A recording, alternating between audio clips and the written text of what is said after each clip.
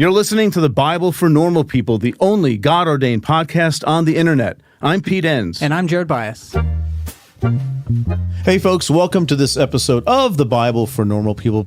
What's our topic for today, Jared? Today, we are going to talk about respecting the Bible for what it is, parentheses, and isn't. And isn't. Both of those things. Because what we're all about here is what is the Bible? And what do we do with it? And what do we do with it? Which are these eternal questions. Yeah. But I think part of the reason this topic has come up for this episode is because I think there's a reorientation that I've been going through where, I've been having this episode on the making of the modern mindset. And sometimes I can be critical of your podcast series. Yeah, the little mini series. Yeah. And I can be critical of modernity and the limitations of modernity. And yet, I need to have a corrective lens to help me recognize also, though, that I respect the tools of modern critical scholarship. In fact, I'm assuming it sometimes in my criticism of modernity. And so I'm standing on the shoulders of critical scholarship, and I just think maybe it would be good for us to talk about some of that. Yeah, so I guess modernity being critical of itself, in a sense, is that? Well, it's I think sometimes there's this idea that we can throw the baby out with the bathwater and instead recognizing modernity produced some really good things, even when it comes to reading our Bible, that have been really helpful for us in interpretation, and yet it can still be limited. Right.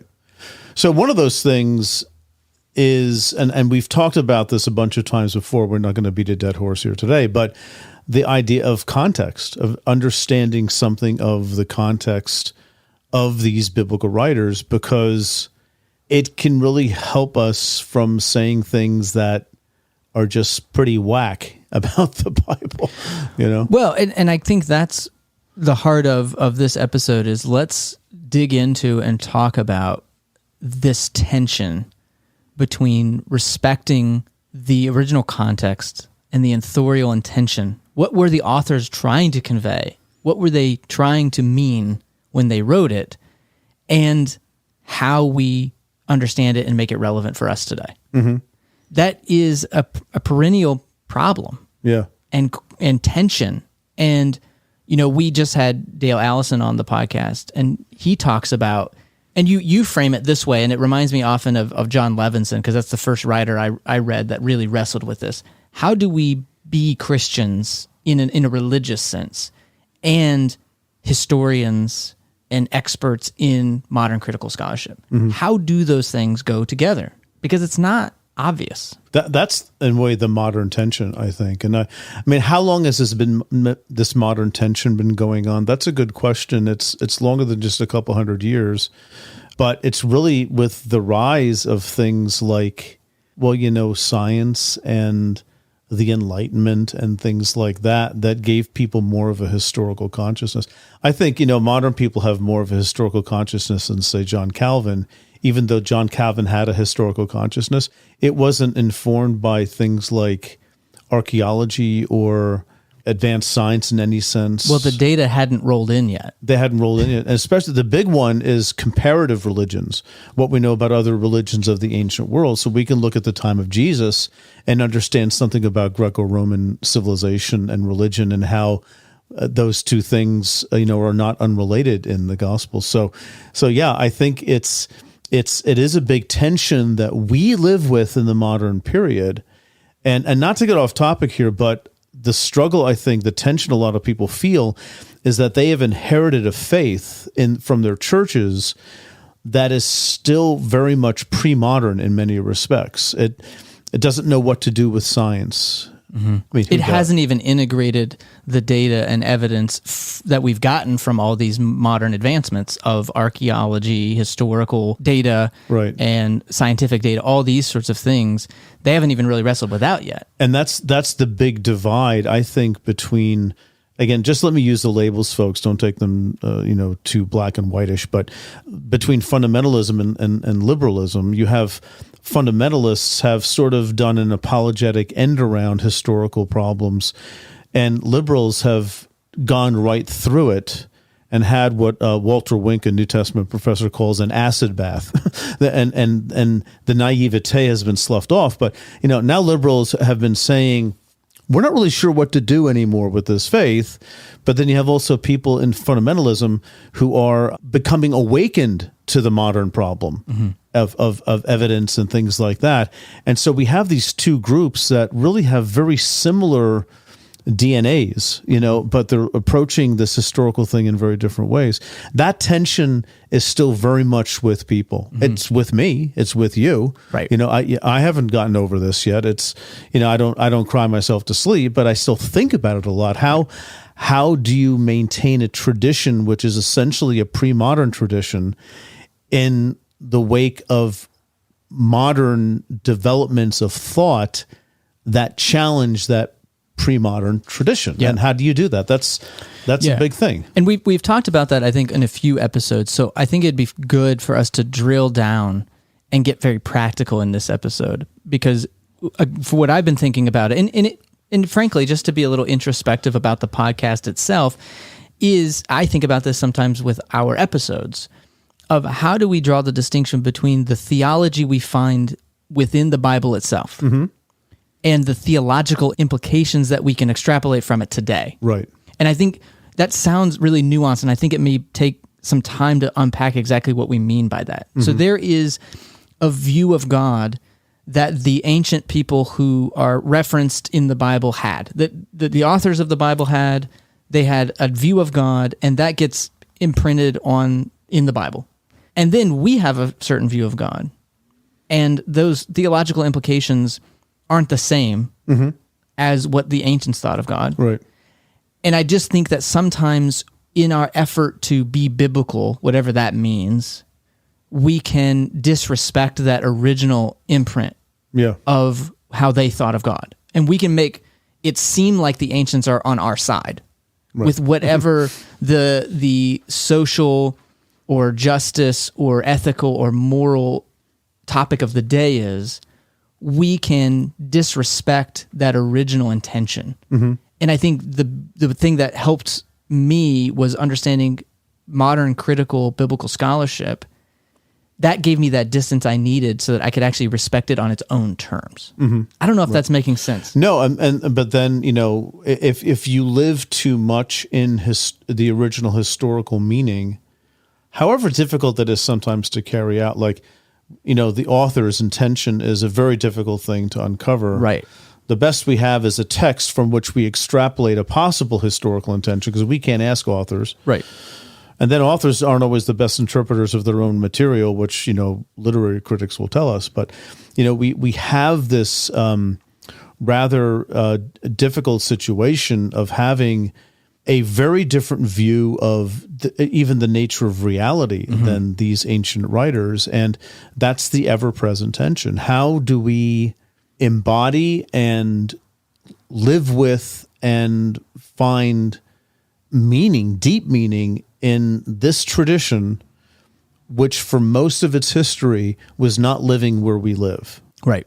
And then getting really practical about, we need to respect the original intention, but then how do we do theology? It's easier just to say, well, their intention is what we think it is. Right. And that you can make the connection that way very nicely, but it will eventually unravel. Right. And so maybe there's another way of doing it. And by the way, folks, we're not going to have final answers to this, are we, Jared? Everyone was going to be shocked that we're not going to have. I know, they're so used to these clear answers we give. But, folks, isn't it just worthwhile to have discussions about this stuff and just to articulate the problem? Especially in this case, because I think the problem might be even in the questions we ask. So again, some of what we're saying may feel abstract. And so let me bring a very practical example. Yes. We might ask the question, is the Bible for or against abortion? That's obvious. And that question itself is problematic because of the things we're talking about. Because when we use the word abortion, we mean something very specific. And we're trying to ask, what does the Bible have to say about something that, frankly, wasn't the same kind of thing that we're talking about? And so when we do that with all kinds of things, what does the Bible have to say about immigration laws? What does you can be on the left or the right politically to ask these questions. What does the Bible have to say about X or about Y or about Z? When we ask those questions, we're stuck in this problem that we've been talking about. Right. or climate change, or Yep. name your favorite topic. I mean, name something that means something to you. So is it even fair? I'm going to ask you this. Is it even fair to ask that question? What does the Bible have to say about climate change, let's say? No, I don't think it's fair at all. I think it's you're going to start looking for things to justify what you already think. I would rather say, is there wisdom in our tradition that we can engage today for understanding a problem that they never envisioned? Well said. Are we done with the podcast now? That's it. Just says that's it. But that's my opinion, and I know that might not be super popular, but I don't look at abortion, for example, as a biblical issue in terms of there are passages. People have tried, and it's not that the Bible informs their understanding of abortion. It's that their understanding of abortion drives them to read the Bible in a certain way. And I just want to say to that, just let's be aware of what we're doing, right? There may be other reasons for some people to be really against abortion, but those are, let's say, more ethical reasons, or I'm going to even say theological reasons, the way you understand God or the nature of life or things like that, or human freedom. There are different angles to come at that, but you can't find a verse to address this problem the way we understand it today, because it's the problem the way we understand it today. Right. So yeah, and maybe another way of saying it is the Bible doesn't address modern moral questions because it's neither a modern nor a moral book. Mm-hmm. And so again, it comes down to, what is the Bible? When we ask the question, what does the Bible say about X? Mm-hmm. We've already assumed that it has something directly to say to us today in the modern world, and that it's geared toward this moral or ethical purpose. Right. And I think a way of expressing the idea is, probably many of you have heard people talk about the biblical teaching on. The Bible is teaching something. I'm making a lot of assumptions that it's there to teach us about X, Y, and Z. And it teaches us about, what's it teaching us? It's teaching us whatever the Bible wants to talk about. It's therefore it becomes our authoritative guide. And I do want to suggest that if that's the case, we really should be six-day creationists. I think Genesis 1 is teaching that from the perspective of this writer. That's my important qualification, that creation is a six-day affair with a seventh day of rest. It's morning and evening. I take it from the point of view of the writer, I take that to be somewhat a plain statement.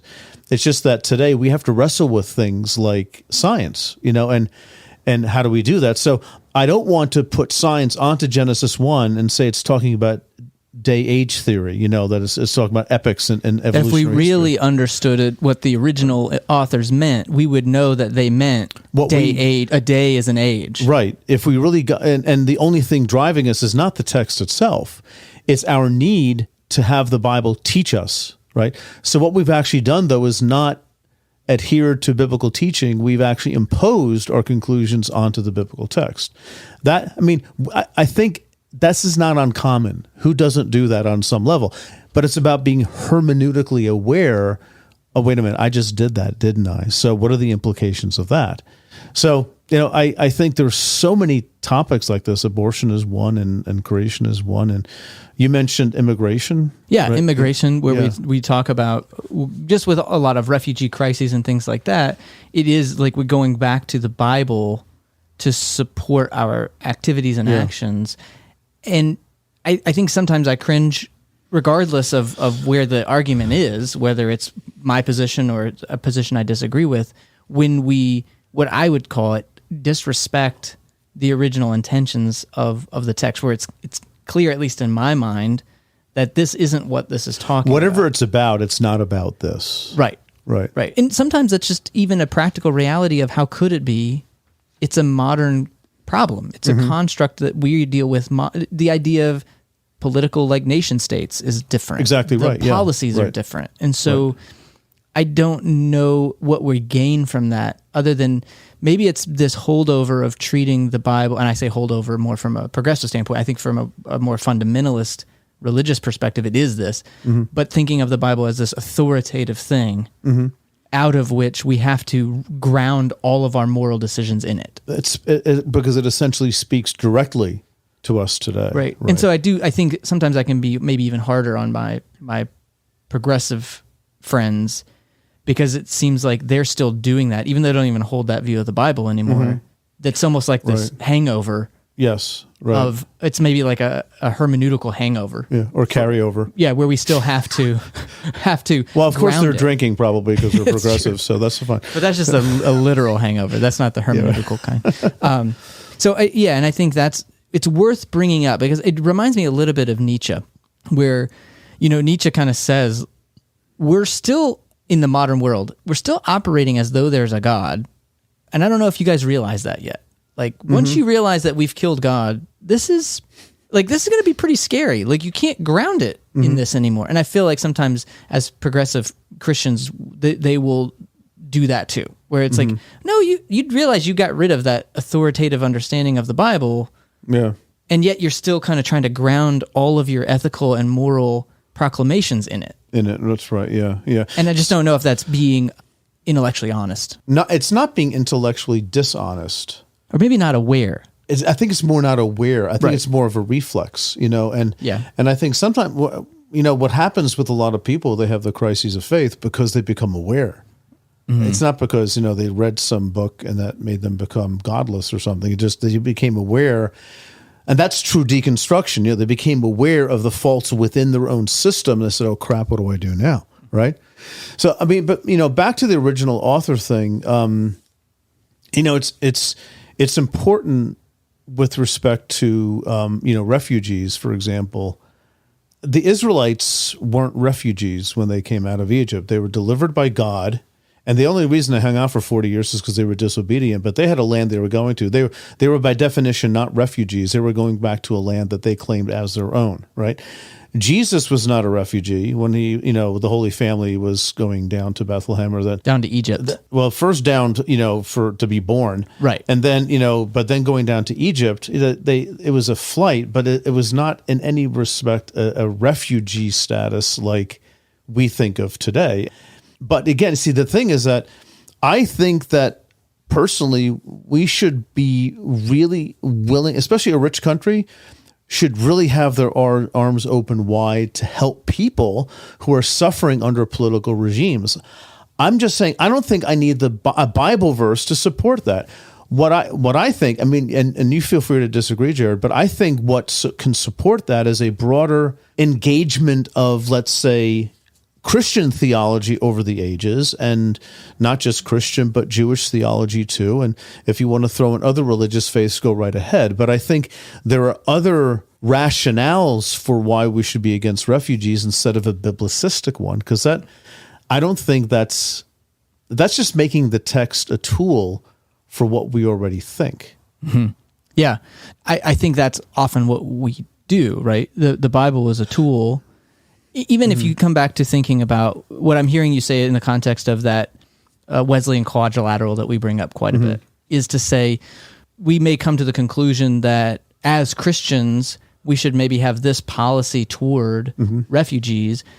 And when we say that, I feel like the conservative Protestant answer, the answer I would have gotten, the reason we can do that is because we have this straight beeline to the Bible. Right. Right. But actually, the quadrilateral is helpful to say, no, but what does our tradition say historically? What does our experience say? What does reason say?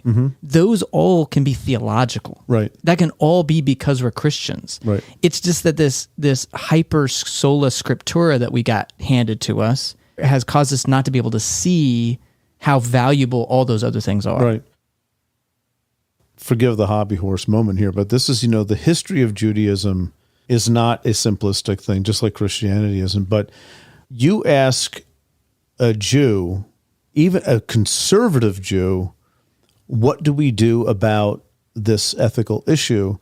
And they're not going to run to find a proof text in their scripture. They'll anchor something there, but there's a whole Jewish Talmudic discussion that has happened, and not just Talmudic, but beyond that, that's happened to basically inform them, because the faith is always anchored, but it's always evolving and changing too, because times change and situations change. And it's that in creative engagement with the text. See, that's I love that. Right. And a sort of a creative engagement with trajectories of the text. But I want to understand those trajectories as much as possible as coming out of the biblical writer was saying something for that moment. Right. How can we bring that into conversation with our own moment in time? And I think that's the discussion that's been a part of Judaism and Christianity for probably 2,500 years. Yeah, you know what? Two words come to mind when you described it that way, which I think I've been looking for these maybe principles, and I think a few of them are coming into focus. One, we've mentioned it, is awareness. I think one thing I like about the way that I often engage with Jewish writers in their creative interpretations is they're all very self-aware of what they're doing. They're not pretending to anchor that creative interpretation in the Torah. They are very self-aware that they are tagging this on to the end of a very rich history of tradition and creative re-engagement with that text over time. So I think awareness is critical. And I think Christians often lack that awareness because we were taught that that's not okay to do. So we do it, Right. we just pretend we don't do it. So we're incentivized not to be self-aware of what we're doing because it would actually make it less than if we did that. But the second, I think, is, and this is a word I think we'll hear more and more from you about, is adaptable. It's that the Jewish engagement often is more adaptable to new data, new understandings. There's a mechanism where we can fold in new information into our tradition that I think, at least fundamentalists, as I would have grown up with, we would have not had that adaptability. Our faith isn't resting on how do we engage in modern problems in faithful ways.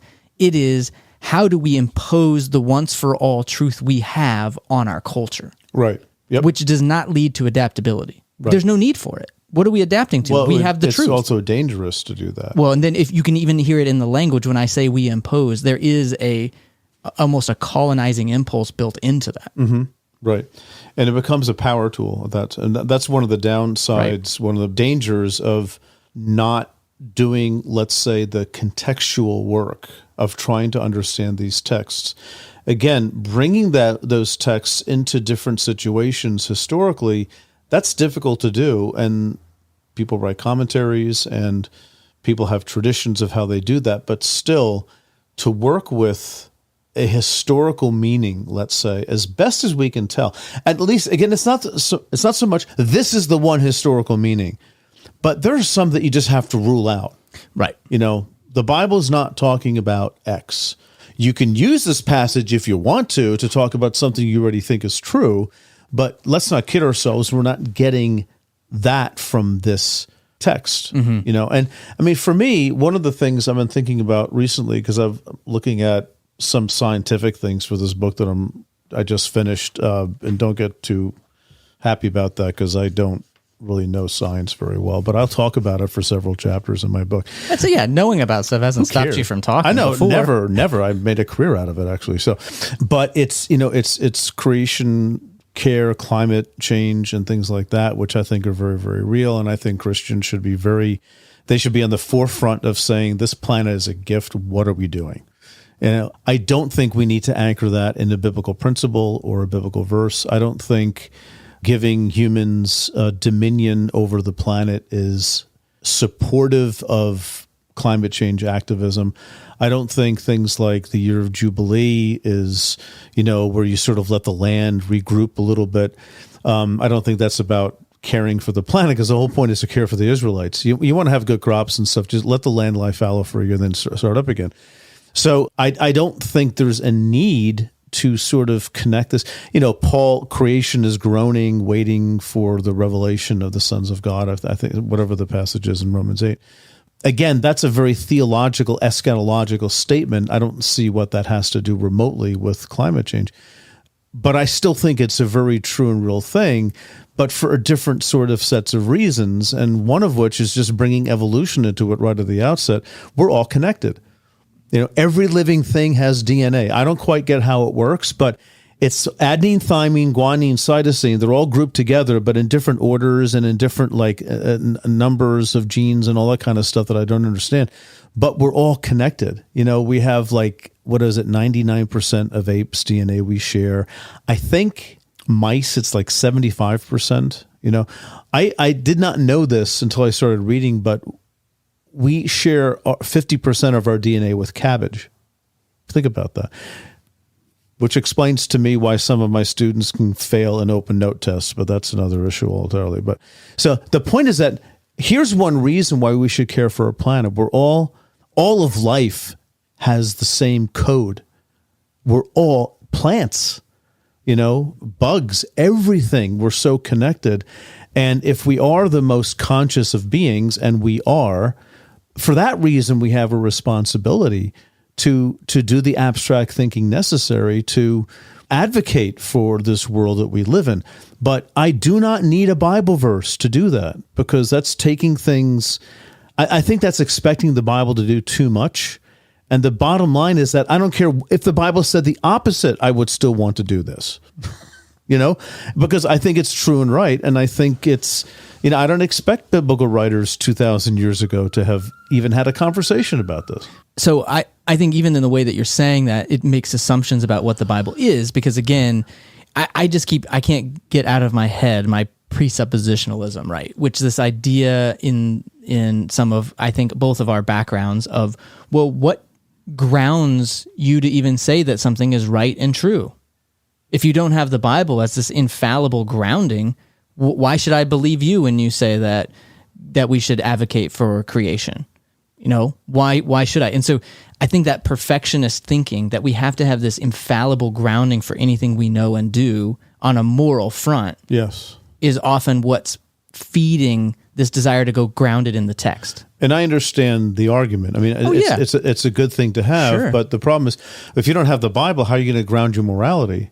And my response is, are you asking me to ground my morality in the Bible? Because there are a lot of things there, Yeah. I mean, the Bible assumes the continuation of slavery. Yeah, if right? you do truly ground your morality in the Bible in a plain way, it's likely that you will get arrested soon. Right, and you should be, right? And for a very long time. But it's the response is, like, for example, slavery. Even in the New Testament, it's assumed by Paul, right? But people say, yeah, but that's not a biblical teaching. Well, what is it then? Just a suggestion?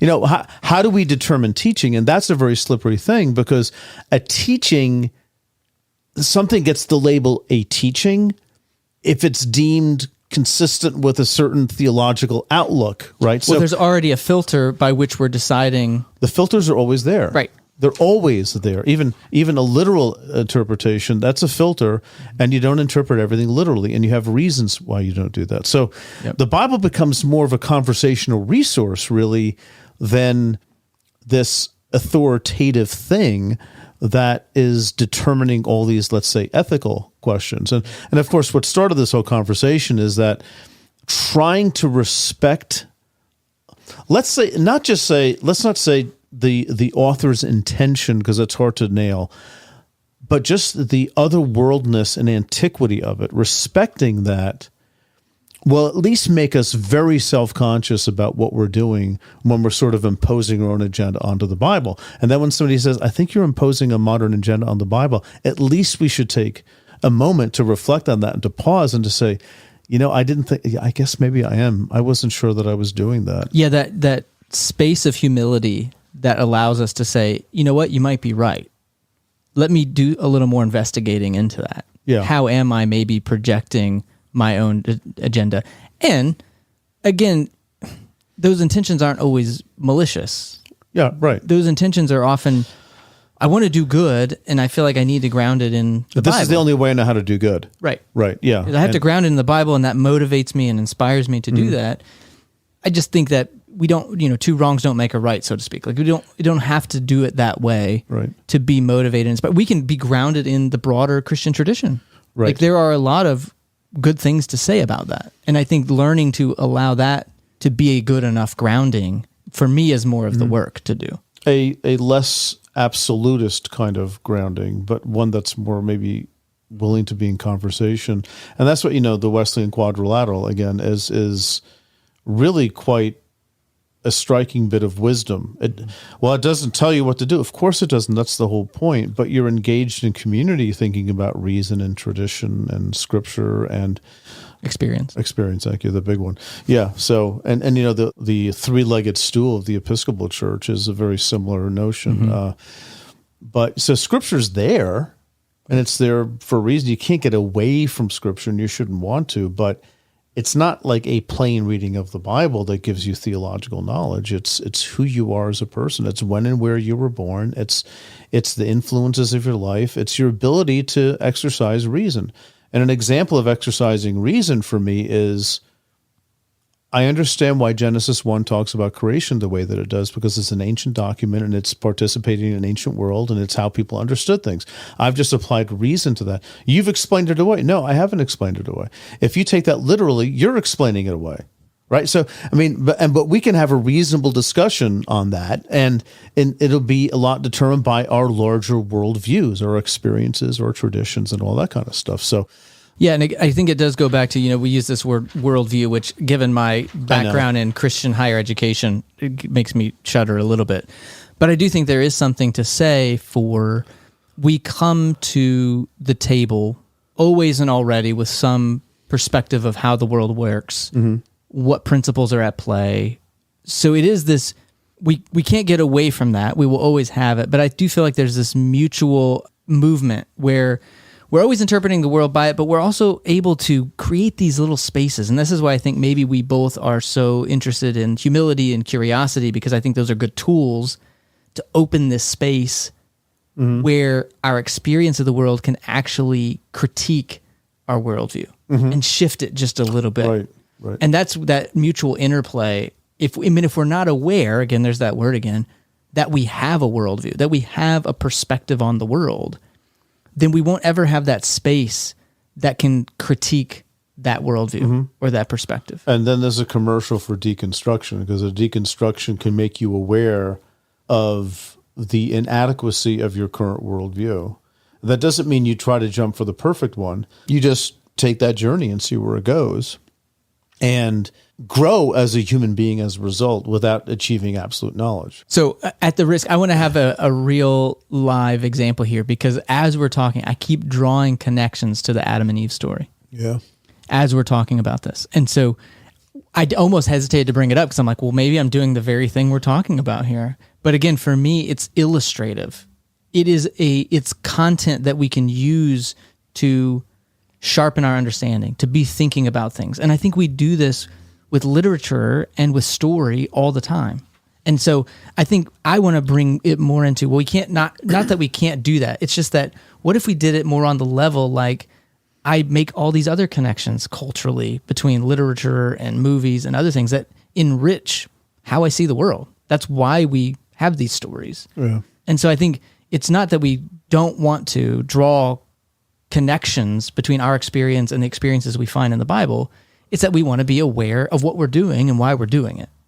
Yeah. And maybe it needs to change, because the way I understood those connections in the past didn't allow for differences of opinion, didn't allow for humility, didn't allow for curiosity and creativity. It didn't allow for these things that now I think are important to being Christian. Yeah. I just, over the past few days, I just read a short story by Tolstoy called The Death of Ivan Ilyich, which is a friend of mine said, you got to read this. So I read it. It was fantastic. But the thing is that throughout, I was connecting it to my own existence. But I was doing so recognizing that I'm reading a late 19th century Russian novel, and I was trying to imagine that moment, that space, even the names themselves, and I imagined them in the way houses I imagined were decorated back then in the 19th century, right? And the kind of, like, there was this whole upward mobility, success orientation, at which I could connect to mine. But theirs were different because they had different titles for where these people went on each stage of their success. And my point is that I actually connected with it by letting it be that other story back there and not saying like, well, this means me. This means my time, right? And, reading The Lord of the Rings, the same thing. You get a lot out of it. And boy, the writers of Rohan were brave going after the orcs, but I'm not thinking, who are the orcs in my life? I'm not thinking I want to get a horse. I'm just saying, it's something that story makes me think about my life differently, right? Mm-hmm. Now, the Bible does that too. And of course, the question, and a legitimate question people would raise, is what makes the Bible any different? I think it's because of the content of the story more than anything, but it's not that it has this immediate connection to us. We have to work at it. And part of that working at it is trying to understand, just let the Bible be this ancient thing.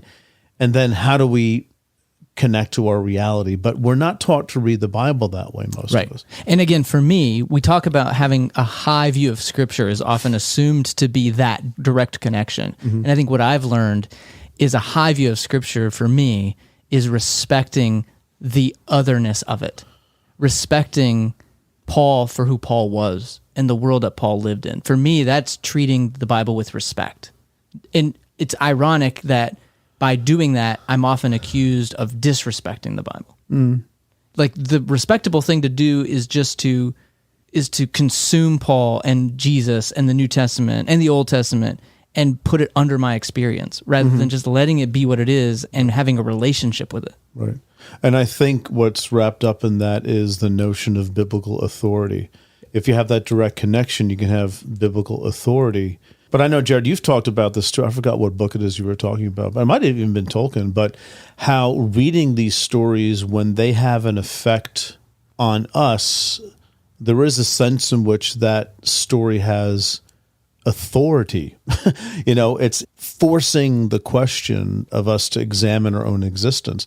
I think the Bible does quite a bit of that, actually. If you sort of get away from the, for my morning devotions, what am I supposed to get out of the coup of Jehu in 2 Kings or something like that? Probably nothing, by the way.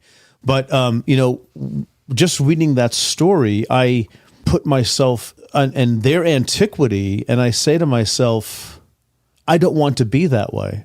But that story is still having an effect on me.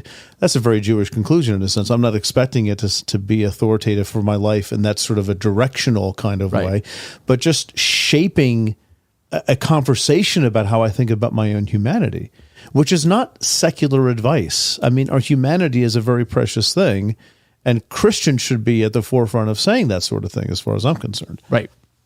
So as we come to a close here, I think for me, the takeaway, the thing that I frankly, I think I learned through processing this with you in this episode are these two ideas of awareness and adaptability, that we do have a framework when we're reading the Bible.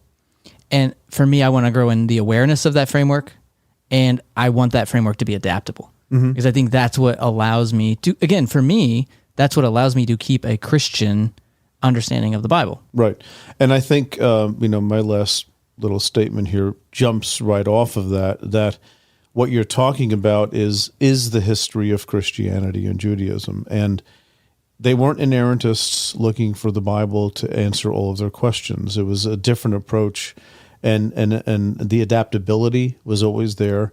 And I think that's something for people to sort of embrace and just take home with them, that the kind of discussion we're having now, we might, half the stuff we said might be crazy. I don't know. But the discussion that we're having is absolutely, it's integral to the nature of the Christian faith. And frankly, for a lot of people, continuing on this path. Right. Right. Because if you don't listen to the James Kugel episodes and others, if you don't sort of, the reason this stuff has survived is because it's been adapted. It's moved. It's not stood still. It's moved along with the people. And I think that's a good thing to hold on to. It's actually very Orthodox. It's very incarnational in its thinking. And, we're not weird for talking like this. We're actually pretty normal Christians. Right. We fit within that tradition. The Bible for normal people. Exactly. This is it. All right. Thanks, everyone. See you, folks. Well, that's it for this episode of The Bible for Normal People. Before you go, we want to give a huge shout out to our producers group who support us over on Patreon.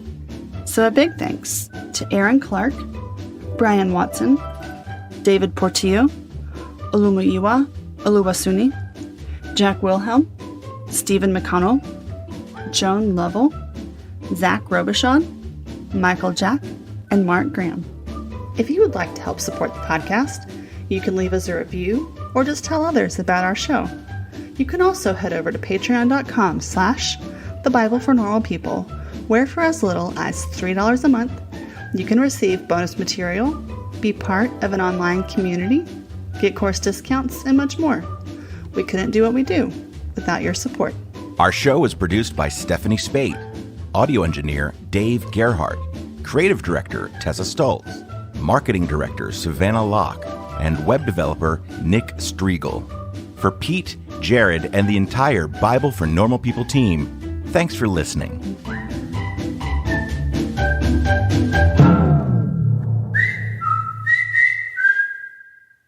I lost track of time. When are we supposed to be done? No. I think we should be done about now. I think so too. Yeah.